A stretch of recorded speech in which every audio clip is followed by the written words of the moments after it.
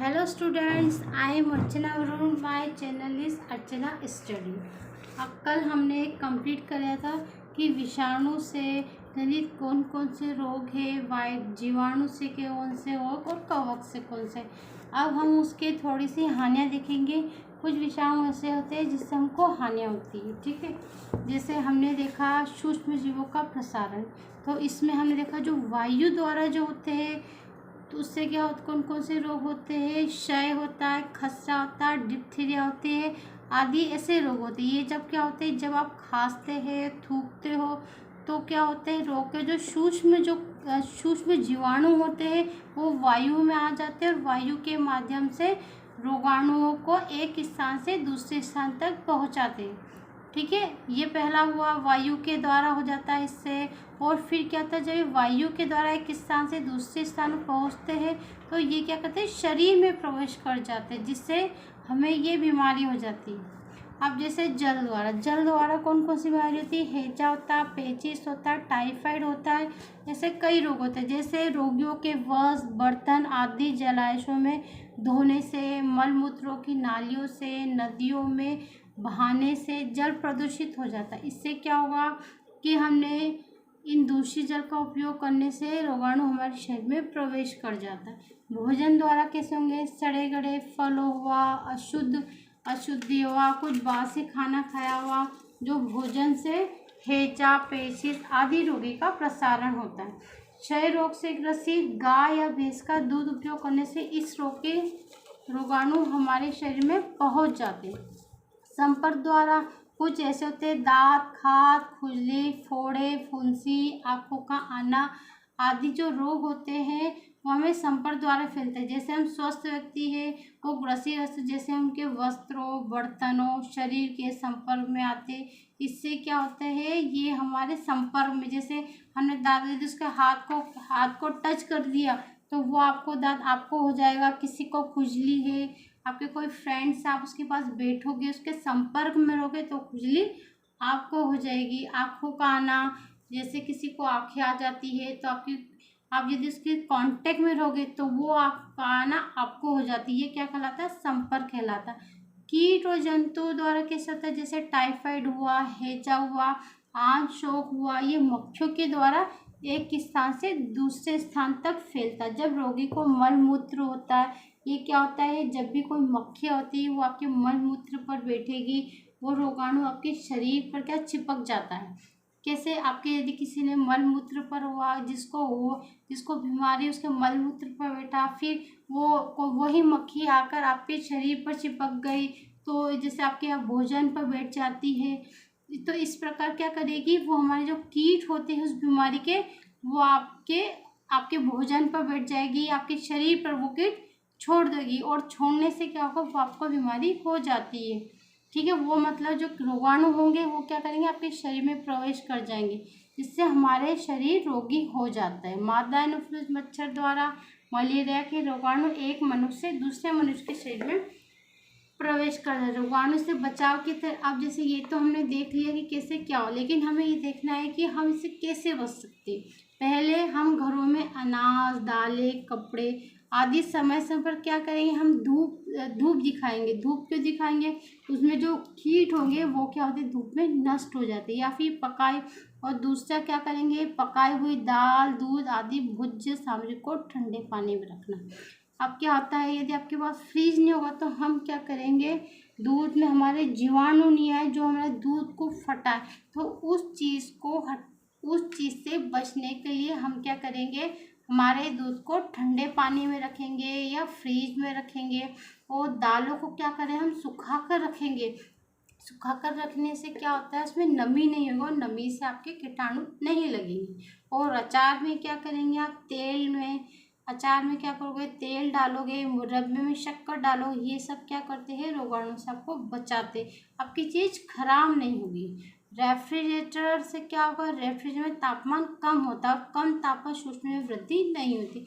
हम फ्रिज में सामान क्यों रखते हैं, क्योंकि उसका टेम्परेचर बहुत कम होता है, वो क्या करेगा, आपके सामान को खराब नहीं होने देता है। इसी कारण से हम फ्रीज में सब्जी फ्रूट ये सब रखते हैं कि हमारी चीज़ काफ़ी टाइम तक चले और ख़राब ना हो।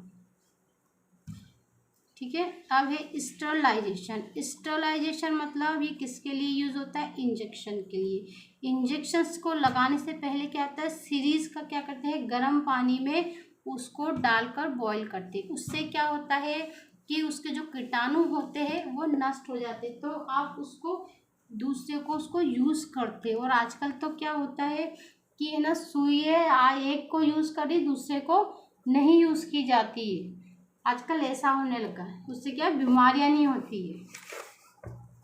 और दूसरा आपके पास में और जैसे औजारों भी होते हैं, तो क्या ऑपरेशन के औजार को क्या करेंगे, भाप में रखो, उसमें सूक्ष्म जीवों से उसको मुक्त करेंगे। भाप उसके जो कीटाणु होंगे उसमें सूक्ष्म उनको सबको हटा देंगे, जैसे हम बोलते हैं स्टेरिलाइजेशंस बोलते हैं।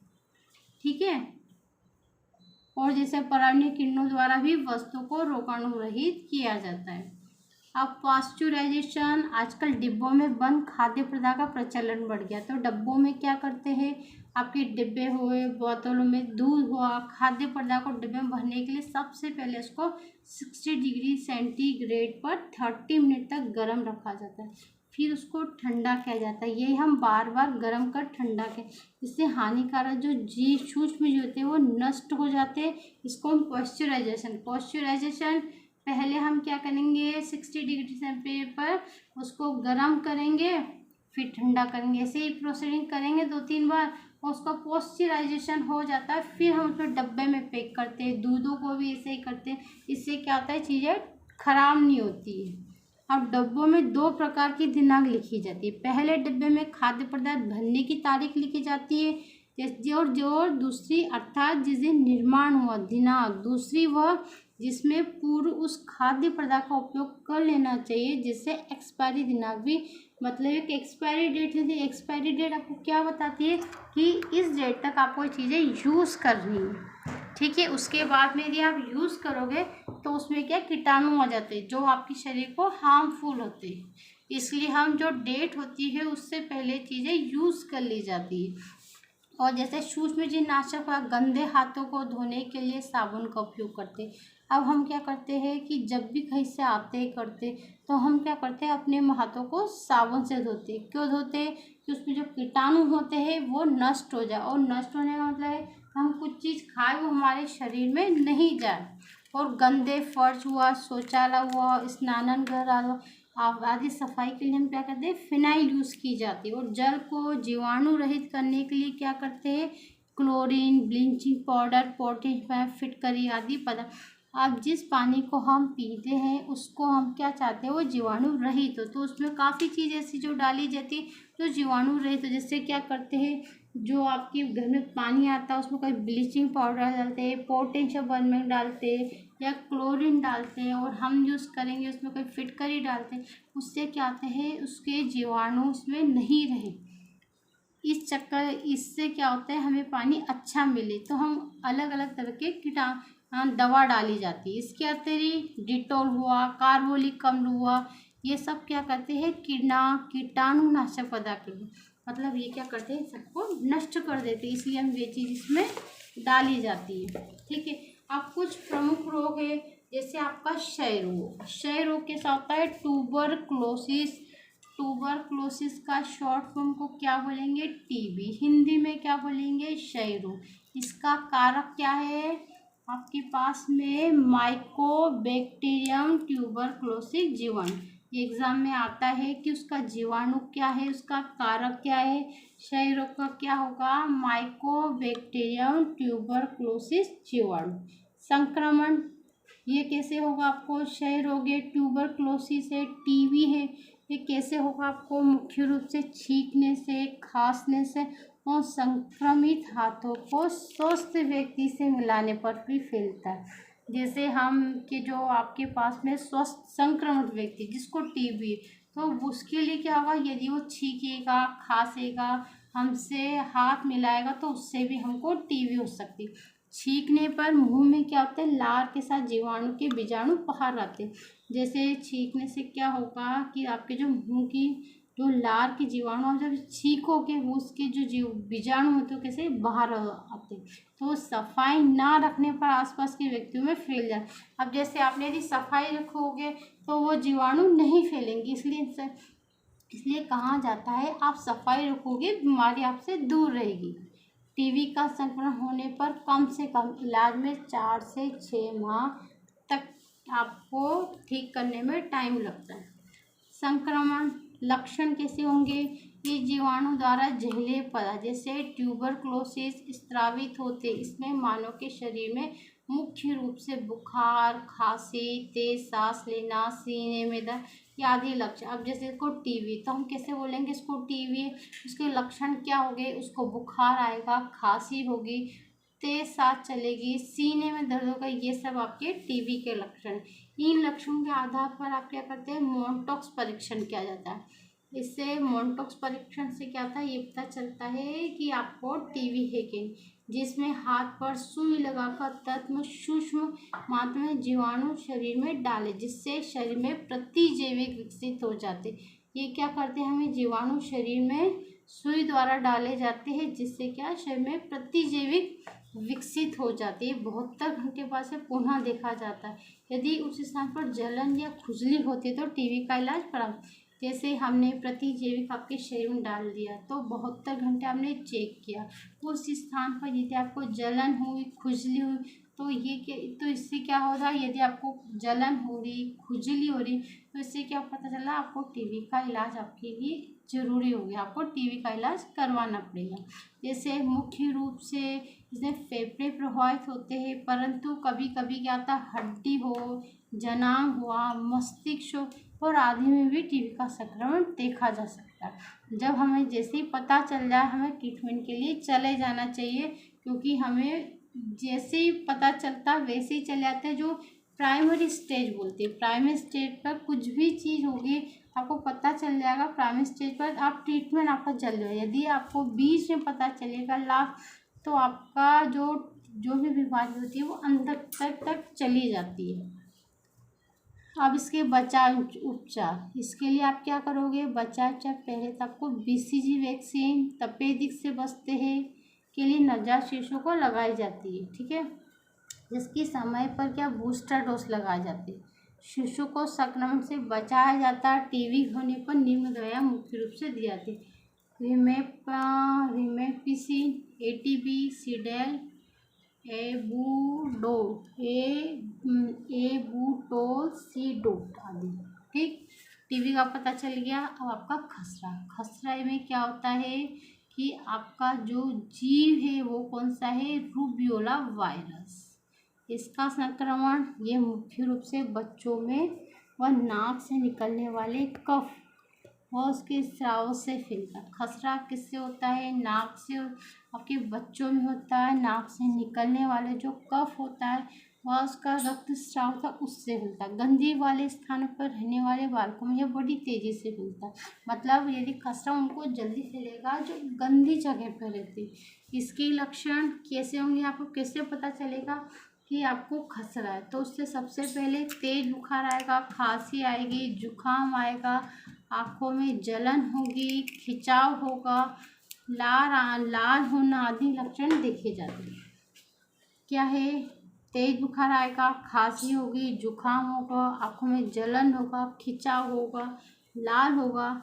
ये क्या है? और इसके लक्षण है कि आपको यदि ये सिम्टम्स है तो आपको खसरा। और द्वितीय लक्षणों के रूप में शरीर को त्वचा पर लाल दाने देखे जाते हैं। यह रोग बिगड़ने पर फेफड़े भी प्रभावित होगी, कमजोरी, शरीर में थकान महसूस करते। अब आपके जिसमें खसरा है इसके सबसे क्या होता है? पहला लक्षण तो बता दिए। अब द्वितीय लक्षण कब होगा? जब आपके शरीर पर लाल दाने हो जाएंगे, उसमें आपके पास में क्या होगा? रोग बिगड़ने पर ये फेफड़े तक प्रभावित हो जाता है और रोगी को कैसा लगता है? कमजोर लगता है, थकान होने लग जाती है। अब इसके बचाव व उपाय। बचाव में क्या करोगे? मीजल्स का टीका लगवाओगे, ठीक है। ये आपको कब लगेगा? मीजल्स का टीका 9 से 12 माह के बीच में लगेगा। वो शिशु को लगवाना चाहिए। दाने होने पर विशेष ध्यान रखना चाहिए, क्योंकि इनके झंडे के समय संक्रमण खतरा ज़्यादा रहता है। संक्रमण मतलब क्या, यदि आपको जब झड़ रहे हो या कोई किसी को दूसरी बीमारी हुई तो तुरंत आपको ही पकड़ लेती है, इसलिए इसमें थोड़ा सा बचाव की आपको ज़्यादा ज़रूरत पड़ती है। संक्रमण होने पर आपको यदि संक्रमण हो गया देसी इलाज से बचना चाहिए। आपको तुरंत चिकित्सक को दिखाना चाहिए, जो आपके प्रतिजैविक मतलब जो डॉक्टर जो ट्रीटमेंट करे वो आपको लेना चाहिए। इसमें अधिकतर स्ट्रेप्टोमाइसिन लिया जाता है। अब डिप्थीरिया को क्या बोले हैं हम, गलघोटू। इसका जीव कारक क्या है आपका, कोरिनीबैक्टीरियम डिप्थीरिया। क्या है, कोरिनोबैक्टीरियम डिप्थीरिया। संक्रमण मुख्य रूप से खांसने, छींकने, थूकने, लार के गिरने से फैलता है डिप्थीरिया। ठीक है, ये के साथ संक्रमण रोगी श्रेणी में आता है। कैसा है डिप्थीरिया, ये मुख्य रूप से खांसी, छींकने, थूकने, लार के गिरने से फैलता है तथा संक्रमण रोगी की श्रेणी में। लक्षण, जैसे इस रोग का नाम है उतना ही यह रोग रोगी की खतरनाक स्थिति में पहुंच जाता है। बालक का गला घुटने लगता है। उससे पहले शिशु के टॉन्सिल, जीभ के नीचे की श्लेष्मा झिल्ली में सूजन आती। शिशु के गले में क्या हो जाता है, टॉन्सिल हो जाता है। जीभ के पीछे की श्लेष्मा झिल्ली होती है, उसमें सूजन आती। इसके अलावा खांसी, जुखाम, बुखार, शरीर में दर्द ये आदि लक्षण देखे जा रहे। रक्तचाप, हृदय की धड़कन भी बढ़ जाती। इसके बचाव के लिए शिशु को 6, 10, 14वें हफ्ते में डीपीटी का टीका लगवाना चाहिए। 5वें वर्ष में बूस्टर लगवाना चाहिए। और जैसे ही आपको ये लगता है कि आपको डिप्थीरिया है, तुरंत डॉक्टर से कांटेक्ट करना चाहिए। ठीक, अब हेजा विब्रियो कोलेरा विषाणु। इसका हेजे का कारक कौन सा है, जीव कौन सा है जिससे हमें होता है, तो उसका है विब्रियो कोलेरा जीवाणु। संक्रमण मुख्य रूप से महाभोज आदि में दूषित ये होता है, ये आपको भोजन से खाने से फैलता है हेजा। ठीक है, इसका मेन लक्षण क्या, आपको खाने से फैलेगा। जैसे क्या होगा, जो संक्रमण मक्खियों से फैलता है, जो खाद्य पदार्थ में जीवाणु को फैलाकर से दूषित कर। लक्षण इसमें मुख्य रूप से छोटी आंत प्रभावित होती है और दूषित खाद्य पदार्थ में उल्टी। और जैसे आपको हेजा है, तो हेजा हो रहा तो कैसे पता चलेगा आपको, आपने जैसे दूषित खाना खा लिया तो आपको उल्टी हो रही, दस्त होती, ये आपके शुरू के लक्षण। फिर धीरे धीरे शरीर में अत्यधिक कमजोरी होने लग जाती है, उसमें रक्तचाप नीचे चला जाता है, चक्कर आने लगते हैं। हेजे के सबसे पहले लक्षण क्या होंगे, आपको उल्टी दस्त होगा। उसके बाद में बार बार उल्टी दस्त होती तो आपको कमजोरी हो जाएगी और आपका जो रक्तचाप होता है वो नीचे चला जाता है और आपको चक्कर आने लगते हैं। इस प्रकार शरीर के सभी उपापचय क्रिया बंद होने लगते हैं और कुछ परिस्थितियों में रोगी की मृत्यु भी हो सकती है। यदि आपको उल्टी, दस्त आना, चक्कर आना और आपका रक्तचाप नीचे होना, कमजोरी आना, यदि आप डॉक्टर के पास नहीं और घर पर रहे तो ऐसे क्या रोगी की मृत्यु भी हो जाती है। इससे क्या है, आपके उल्टी दस्त हो रहे बार बार तो आपको पानी की कमी हो जाएगी, आपकी खाल सिकुड़ने लग जाएगी। खाल सिकुड़ेगी क्यों, क्योंकि उसमें आपके शरीर में पानी नहीं है, स्किन में पानी की कमी हो जाएगी तो खाल एकदम आपकी सिकुड़ने लग जाएगी। ये इसका आपके लक्षण। बचाव और उपचार के लिए क्या करोगे, हैजे से बचने के लिए आसपास के क्षेत्रों में सबसे पहले सफाई रखनी चाहिए। सफाई क्यों रखनी चाहिए, तो जो दूषित मक्खियाँ है वो हमारे खाने पर नहीं बैठेगी और खाने पर नहीं बैठेगी तो हमारा खाना खराब नहीं होगा, तो इससे रोगाणु हमारे शरीर में नहीं प्रवेश करेंगे। ठीक है, पानी और खाने को हमेशा क्या करना चाहिए, ढक कर रखना चाहिए। खुले पानी स्रोतों को कीटनाशक का समय समय पर छिड़काव करना है। जीवाणु पानी में नहीं पनपे, ये भी ध्यान रखना है कि पानी में कभी भी जीवाणु नहीं पने। और खाद्य पदार्थ का उपयोग करने से पहले हाथ को अच्छी तरह से धो ले, पूर्ण सफाई का ध्यान रखें और लोगों को टीकाकरण करवाना चाहिए, जिससे क्या होता है, आपको बीमारी नहीं लगे, आपके शरीर में एंटीबॉडीज जनरेट हो। और शरीर में यदि पानी की कमी हो रही तो आपको क्या करना चाहिए, ORS का घोल पीना चाहिए, जिससे आपकी शरीर की पूर्ति हो सके। ठीक है, अब हमारे पास में टाइफाइड। टाइफाइड में क्या है आपका, कौन सा कारक जीव है, सालोमोनेला टाइफी। इसका क्या जीव हुआ, सालोमोनेला टाइफ। अब इसके संक्रमण के साथ दूषित जल हुआ, खाद्य पदार्थ के उपयोग, यह एक व्यक्ति से दूषित जल खाद्य पदार्थ के उपयोग से यह एक व्यक्ति से दूसरे व्यक्ति में फैलता है टाइफाइड। लक्षण, दूषित जल खाद्य। इस रोग में छोटी आंत, आमाशय, कभी कभी त्वचा मुख्य रूप से प्रभावित होती है तथा रोगी में तेज मध्य दर्जे का बुखार भी आता है, शरीर में खिंचाव होता है, दर्द होता है, थकान होती है, जुकाम होता है, खांसी होती है। ये सब टाइफाइड के लक्षण। दूषित जल से अत्यधिक उपयोग से क्या होगा, हमेशा पानी हमें नीट एंड क्लीन पीना चाहिए। यदि हमें दूषित जल पी रहे तो सबसे पहले हमें क्या होगा, उल्टी होगी, दस्त होगी, जी घबराएगा, ये आदि शिकायत देखी जाती है। तबीयत ज़्यादा बिगड़ने पर मृत्यु भी हो सकती है।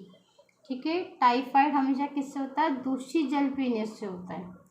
बचाव इसके मुख्य रूप से गंदगी से फैलता है, इसलिए इसे बचने का कि इसका उपचार है। सर्वप्रथम खाने पीने की वस्तु को सदैव साबुन से अच्छी तरह हाथ धोकर उपयोग करें। इससे बचाव हेतु प्रतिरोधक टीके को लगवाया जाता है। ठीक है, टाइफाइड के उपचार में यदि आपको हो भी गया तो आपको सबसे पहले डॉक्टर चिकित्सक के पास जाना चाहिए।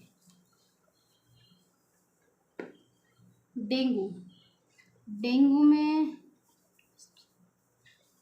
ठीक है, ओके गाइस आज इतना ही। हम मेरे चैनल को सब्सक्राइब करिए, लाइक करिए, शेयर करिए और कमेंट करिए कि मेरी टीचिंग आपको कैसी लगी। ओके बाय, लाइक करिएगा प्लीज़।